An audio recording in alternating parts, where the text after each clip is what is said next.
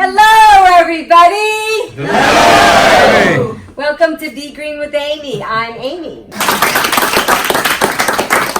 So today we are going to do a demonstration of a sauce, which could be a salad dressing. It could be something that you create into other things. But today we're going to show you how to make the sauce, which is kind of like a mayonnaise. It's not just like the mayonnaise that you may be familiar with, but it is kind of that creamy kind of texture and really good flavor. So let's get started. So we will have the recipe in the comments below, and I have the recipe here if anybody wants to take a look at it. So the first thing that we do is you put water in, and look, Rick already helped me out. He put the water in.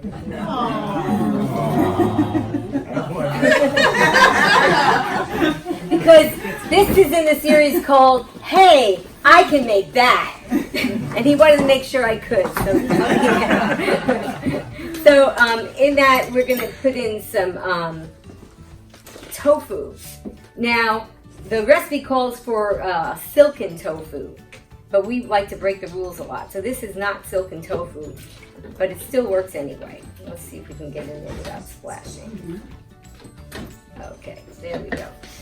So I think that probably the difference, and you guys, this is a sprouted tofu, but probably the main difference might be the texture of the sauce when it's done. This might be a little more gritty, and maybe the silken tofu might be a little more smooth. Whatever we can find that's available, that's what we use. So then we're going to put in some vinegar. Now, this recipe calls for wine vinegar, but we didn't have any.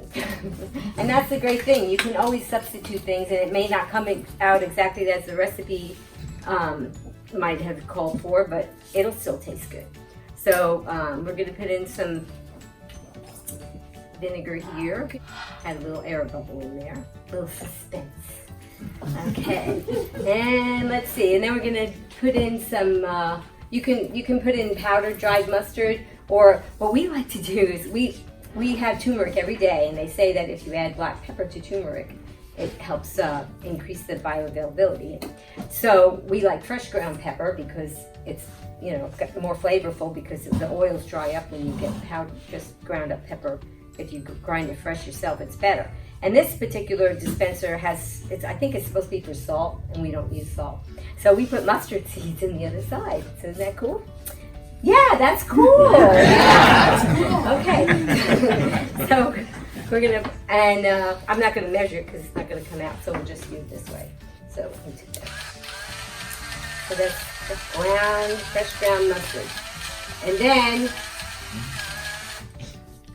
like I said, we don't use salt, but what we do use is something, a salt substitute, and you can pick your favorite. Ours is Benson's Table Tasty, and we find that it just has a better flavor as far as what we like.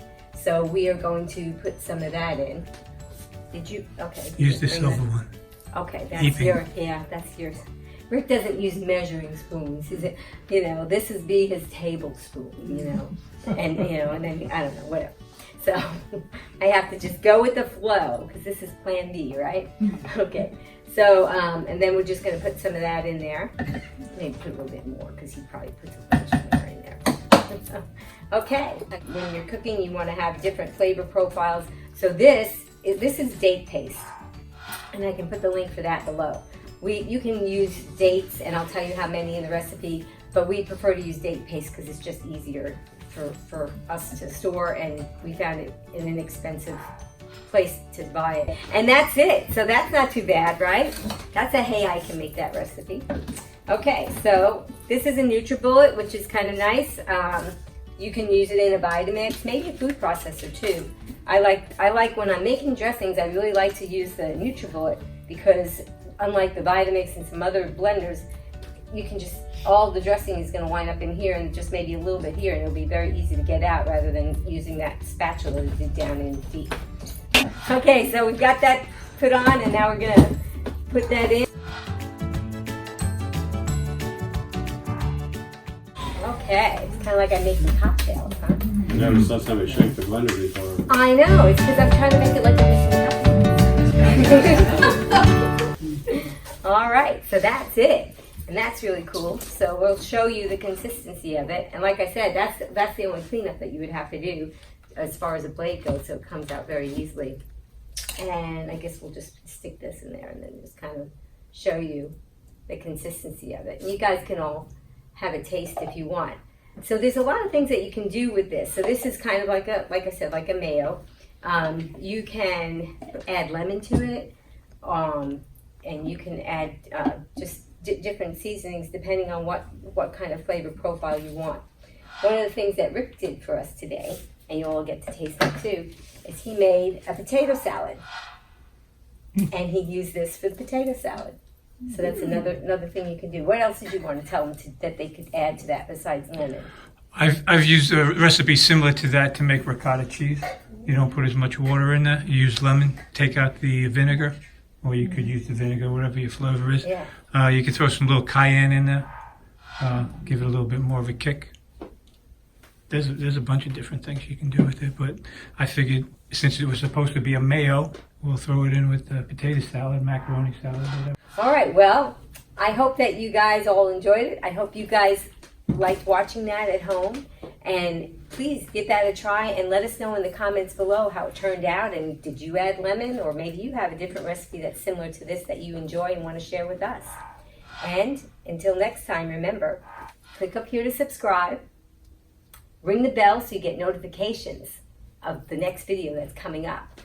And until we see you again, be strong, well, and be green! Bye-bye, everybody.